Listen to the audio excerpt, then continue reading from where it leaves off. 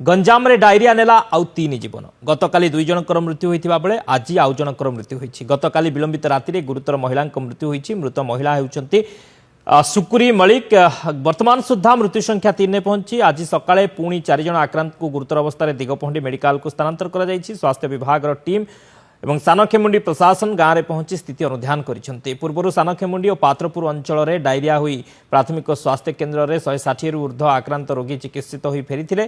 अन्यपटे सानखेमुंडी block T Govindpur panchayat दामपुर रास्ता अवस्था शोचनीय जोगु रोगी स्थानांतर पर समस्या सृष्टि होता सरपंच सूचना देते।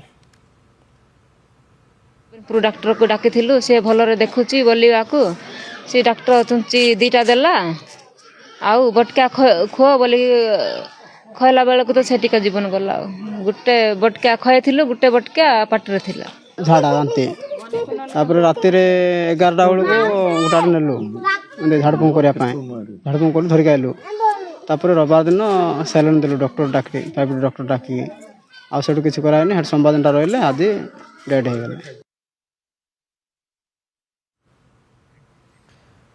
तेज पुणी डायरिया रे 3 जनकर जीवन जाइए। आउ 4 आक्रांत दिगपहंडी मेडिकल भर्ती होती। घटनास्थल में स्वास्थ्य विभाग टीम स्थिति अनुधान करुच्ची। गंजाम रे पुणी डायरिया रे मृत्यु खबर आसूची। 3 जनकर जीवन जाइए। गतकाली 2 जनकर जीवन जाइए। पुणी राति आउ जनकर मृत्यु होइथिबा सूचना।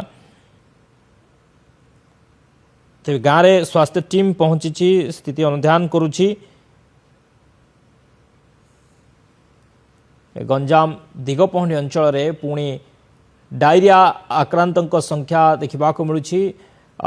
कालुचरण नाहक दिगपहंडी रिपोर्टर आम सहित जोड़ी होती। कालुचरण पुणी डायरिया आतंक 3 जनकर मृत्यु है कौन वर्तमान स्थिति रही गाँव में?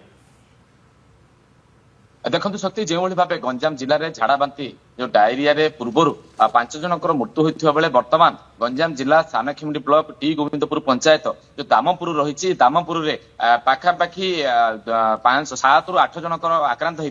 तेज गतकाली 2 जनकर मृत्यु होता बेले जड़े गुरुतर अवस्था से ब्रह्मपुर एमकेसीडी को स्थानांतर होते। गतकाली 8:15 राति समय मृत्यु होती। तब देखा आज आउ 4 जन को दिगपहंडी स्वास्थ्य केन्द्र को भर्ती कर गुरुतर अवस्था आंबुलांस जोगे दिगपहंडी स्वास्थ्य केन्द्र भर्ती कर देखा जो स्वास्थ्य विभाग टीम रही सानखेमुंडी जो रही पोड़ामारी डेंगावस्था जो प्राथमिक स्वास्थ्य केन्द्र रही सेठू जाइए केवल सरपंच ग्रामांचल जो गाँ रही से गाँव में 3 जनकर मृत्यु होगा सचेतन कर फेरी। तो देखा पूर्व दिगपहंडी ब्लॉक उस्तपल्ली ग्राम में 3 जनकर मृत्यु होता बेले सानखेमुंडी ब्लॉक जो रही कंसामारी रही पोड़ामारी रही से 2 जनकर मृत्यु होता 5 जनकर मृत्यु होता बेले पुणी सानखेमुंडी डायरिया 3 जनकर मृत्यु होती। देखा 8 जनकर मृत्यु होगलानी। तेज जिला स्वास्थ्य विभाग जिला प्रशासन नीरव रही बेले जो स्वास्थ्य विभाग टीम जो मृत्यु होती सचेतन करुँच। किंतु जो रही पूर्वर Ganjam जिलार Patrapur block Digapahandi block सानखेमुंडी block रे पाखापाखि 160 ରୁ ऊर्ध्व जन आक्रांत चिन्हट कर विभिन्न स्वास्थ्य केन्द्र में चिकित्सित ही फेरी।